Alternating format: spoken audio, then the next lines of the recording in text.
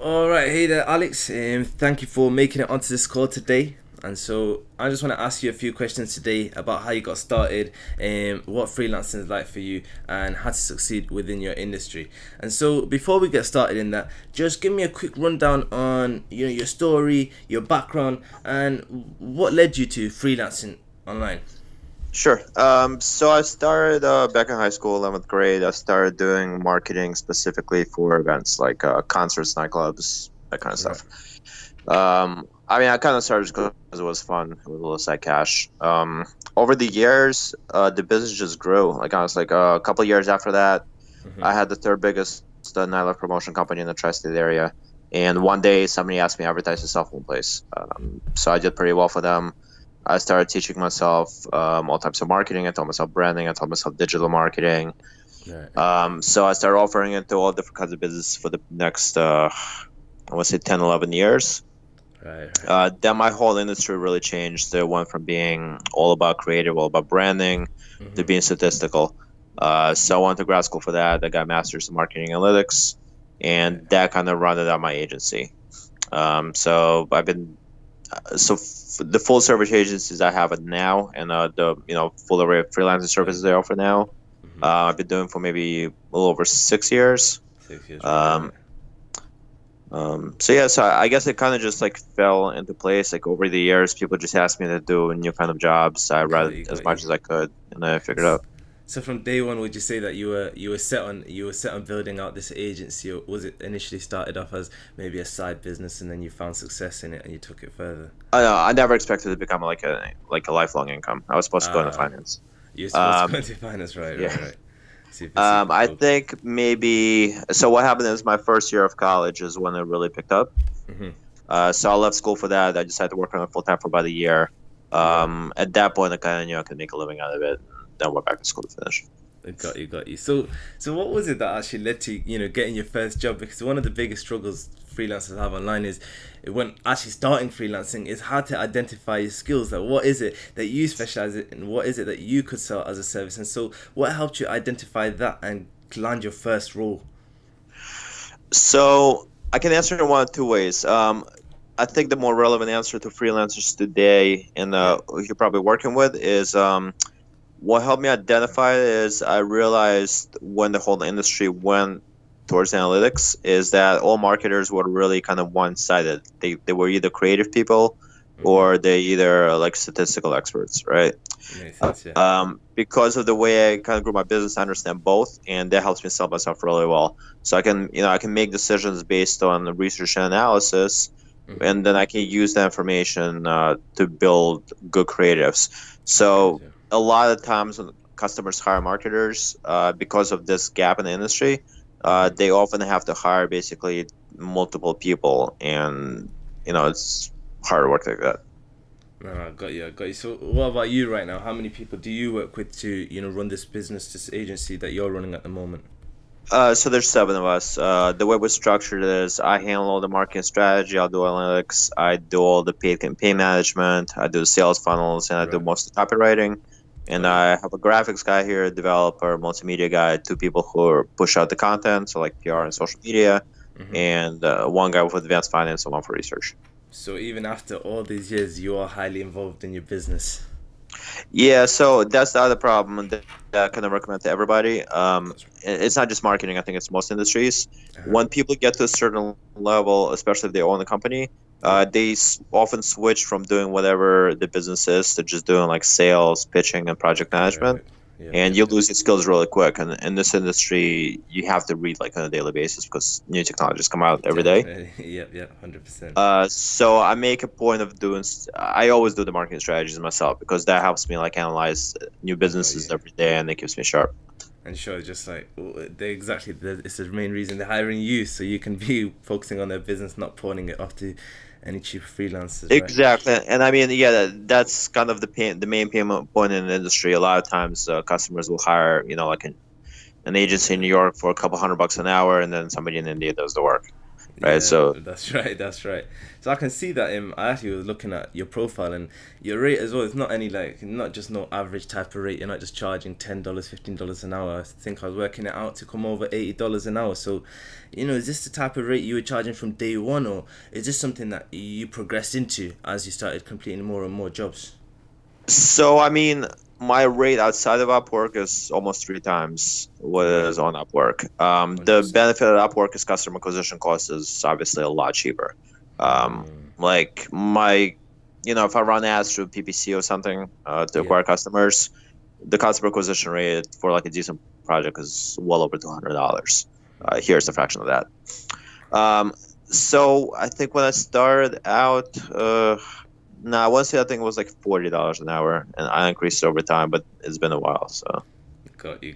No, that's super cool. That's super cool. So when starting and off, I did you? also Yeah. this might be some value to you. Please, yeah. I did some studies on this. I noticed that there's kind of a pattern at different pricing points where people expect different levels of quality, and your volume drops off. That's right. I Yeah. think like 25, 35, 45 in that range, there's very little difference.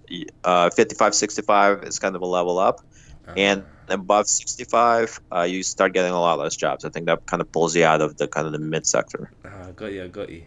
But then at that point, would you say you just start only focusing on high level clients? Like after you set your rates up to 65, you're probably only dealing with high end proposals and whatnot.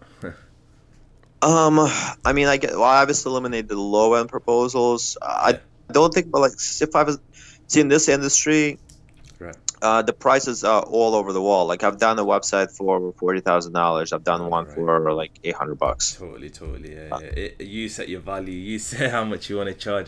As long as the customer can see that value, then boom. Yeah, I mean, I go after specific customers. Like I try to stay away from kind of one person, entrepreneurs. Like I'll do a brochure for a few $100. I don't mind doing that. But for the most part, I try to get startups that just got like their Series A funding. So just be big customers. So you do go for some big levels. So then, when it comes to getting your clients, is it just Upwork that you're focusing on, or you're also, because you mentioned you do paid media strategies and that may cost you more. So is it quite a lot of platforms that you focus on, or right now you just currently you mainly focus on Upwork? No, Upwork is less. I would say maybe it's less than 25% of my business. I want to say like 22%, something like that. Right, amazing. So where I get my customers are the following channels. I do a conference around the country. It's called TechCrunch. I don't know if you're familiar. So I go to that 3 times a year. That's actually a little bit more than Upwork. I pick a lot of customers from there. I have a good SEO on my website that brings me a decent amount of customers. PPC social media ads, that's a small percentage, definitely less than 10. I would say even less than that. I belong to a networking group that does really well for me. If you want to check it out, it's called BNI. What they do is, yep. So I belong to one of the bigger chapters in New York. And besides that, the rest is just word of mouth. That's golden, man. So there's quite a few offline strategies that you actually use to acquire your clients. Yeah, I try. So, I mean, to me, I would make the most money if I just sat on my computer and send proposals all day, but that would drive me crazy. So I try to a little bit. So saying that, what does your life look like now? Like, how does your work day go? You wake up and when do you sleep, etc. So I mean, now versus 3-4 years ago was different. Now I have a lot more clients from other countries. The reason being is, and this isn't necessarily something I recommend for everybody, but just I'm kind of giving my story. I started doing this thing where I work from a different country 2 to 3 months out of the year. So I basically leave for the winter and I'll go to like Norway, Bangkok, whatever. And I picked up a bunch of customers by doing that. So because of that, my hours are kind of crazy. Right, so I have to work on there as well. Yep. What's I would say more relevant to your freelancers, however, what I did like before that point that got me successful is I just make sure I'm very well structured. So when I used to wake up in the morning, I would wake up really early. I would answer all my emails. And I would always answer my emails again throughout the day and again one more time before I go to sleep. That will definitely make your communication seem a lot better than most people because you're kind of able to communicate more than the typical 8 hours. Right. So I would answer the emails. I would spend the next 30, 40 minutes communicating with my team, just, updating all the projects, basically doing project management. Hmm. The next 3 to 4 hours I spend on all the tasks to do myself. So whatever it Actually is, do like the marketing work, yeah. strategy, writing content. Hmm. I try to do my pitches after lunch. That just, I guess, when I feel like most sharp. More sharp, yeah. Uh, Got you. and End of the day, I go with the project management again. And yeah. Boom, that's it. Yeah, no, that's super super cool. So it's just all about really the structure. I mean, that's one thing I've always been lacking in my own business. Just this infrastructure thing, this organization, and so a lot of my tasks they just seem to be all over the place. And so that was something I surely you worked on throughout the years. That you refined your Yeah, like processes, you opted. I'm naturally not organized. Like in college, that was probably my worst part. Right. Is just keep track of assignments. A lot of people, and whatever works for somebody works for them. I'm not really Yep. Yep. pushing it. A lot of people rely on just like scheduling apps, that kind of stuff these days. That never worked for me. Um, Mm. it's To me, it was just more of a matter of just getting myself disciplined. And now I don't like. I kind of wake up. I know I have to do stuff. You just got, yeah, totally, totally. I got you. So no, that's super cool. I mean, that really covers quite a lot of the stuff. I'm wondering, just a few more really. Like within your industry, because you know what you're selling is similar to what I sell. But what I see is that because what I teach in my program right now is I'm telling the people, focus on selling like individual services. Just focus on mastering one skill and focus on just selling that one service. But I was going through your site, the Final Step Marketing. And I see that you cover many, many, many different services. And so how do you stay as a specialist, and how do you position yourself as a specialist within all these services, rather than just the one? There's a benefit of both. So I'll put it this way. The big companies that they bring me in for the same thing. They bring me in for marketing analytics. So like the really, really high paying jobs, it's what I specialize in. Got Um, you. a lot of my money, however, comes from campaign management. So for Mm, those guys, I put together a package that I offer people over the years. So I'll do right. market research, marketing strategy, build the marketing collateral, source the leads, and run the campaign. Which one is better? Like I can tell you a few years ago, no, more than a few years, like 8 years ago, my Mm, website was three different sites actually. It was right. Final Step Designs, Final Step Marketing, and Final Step Analytics. Got you. So the reason I did that is because I thought that like people kind of didn't want to work with a jack of all trades; they want to get a specialist. Yep. No, Um, understood. that said, it dep- I don't know. I think it's just a different business model. I don't think there's Different business there's model, plenty of yeah. agencies that do very well at just doing branding or just doing analytics. Got So you, I'm got not you. saying necessarily my way is the best way. It's Got you. just my Totally. It just business model. varies industry to industry, freelancer to freelancer. And so, bringing this to an end, within your industry, what would you say are like the biggest objections? So when you deal with freelancers, or when you send out proposals, or you're networking and you're talking about your services, what are the biggest objections, and how do you go about dealing with them? Just turn them down, or have you got some workarounds?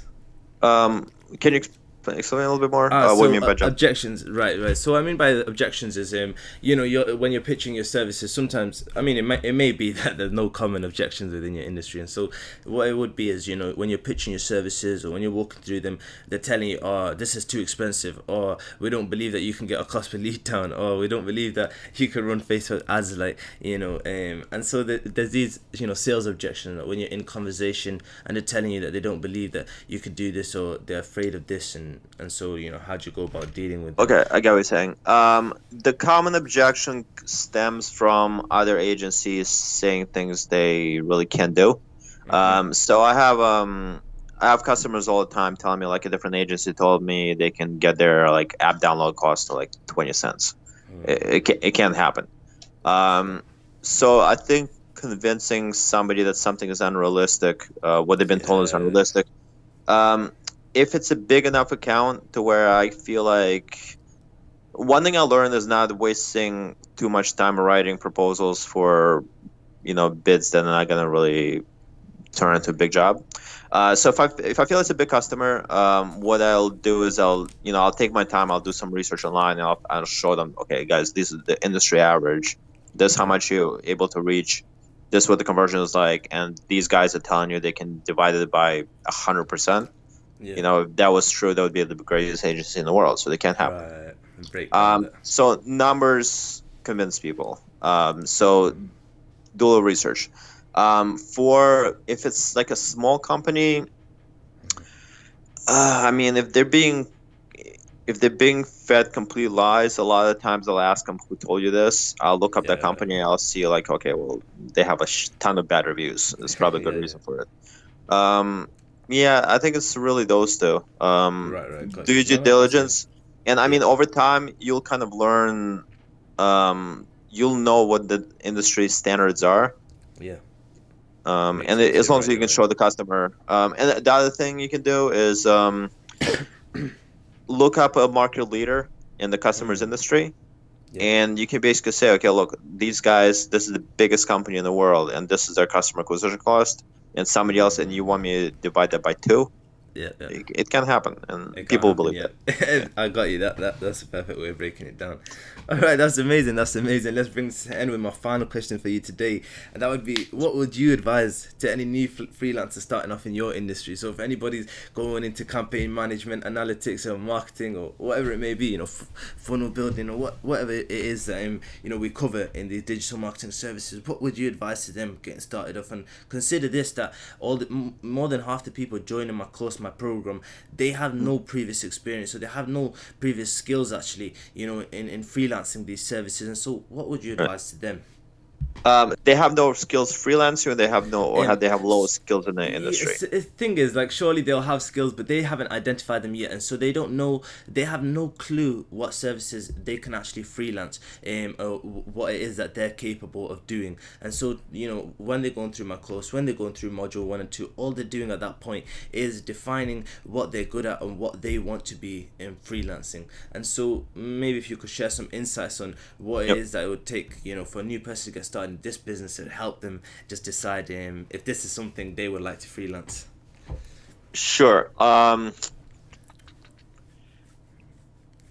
It's a big Okay, so question, first Jay. of all, okay, give me a second to think this through. First of all, identify what you actually enjoy doing. If you hate math, don't do analytics. If you're just naturally not very creative but really analytical, don't try to do design. If you, I mean, it's kind of a generic answer, but if you enjoy something, you'll get better at it. That's one. That's right. Two, read a lot. So what wows customers is things they don't know, right? So if I can present a customer with a unique or new technology they've never heard of, they'll be interested in listening to my other ideas, right? So a lot of times, like, if I'll pitch somebody and they tell me they're using, I'm just giving a general example. If they tell me they're using Facebook ads for marketing, let's say, right? I ask them what the targeting is. They tell me what it is, and then I tell them, are you familiar with like lookalike lists, right? And then I can introduce them to a strategy where they can take a current customer list and target people who are exactly like those customers to Facebook. A lot of people don't know this, right? That's just one example. I have 100 of those. So Got you. Yeah. read as much as possible and make sure you're really, really on top of new technologies. If you can tell the customer something they haven't heard of, they will want to listen to more of your ideas, and then you can sell them a whole lot of different things. A whole lot of different things. So, like, I'll give it a different side of it. Despite the fact that I specialize in analytics and like I make most of my money in digital marketing, I acquire most customers to website development and like copywriting, which are not my most productive services. Got you. So customers will often come to me just to fix up their website, improve their taglines, that kind of stuff. But that opens up a conversation for me, and then I can pitch them a whole bunch of other things if I can present them with ideas they never heard of. So basically those two things. Think about what you're good at in your everyday life. Like I can tell you, just to expand my personal story a little bit more. I enjoy traveling. I enjoy mixed martial arts. Right. If I kind of break those things down, to me, it's traveling is about creativity, and martial arts is about kind of analyzing your opponent. Right. Right. So if I enjoy those two things in my personal life and marketing, those two things are really branding analytics. Yeah. So find your two hobbies, find a few hobbies, and figure out what you enjoy about those things, and find the underlying skill. Yep. And feel free, like I'm sure after you process this, you might have more questions. Feel free to shoot them over. I'm happy to answer. Yeah, man, please, I'd love that, because I know when I push this out, there's going to be a few more questions. I'd love if I could just send them your way. Brilliant, man. I truly appreciate it. It's really been a pleasure getting on this call with you today, and highly insightful. Thank you so much. Thank you for your time, and I look forward to catching you very soon.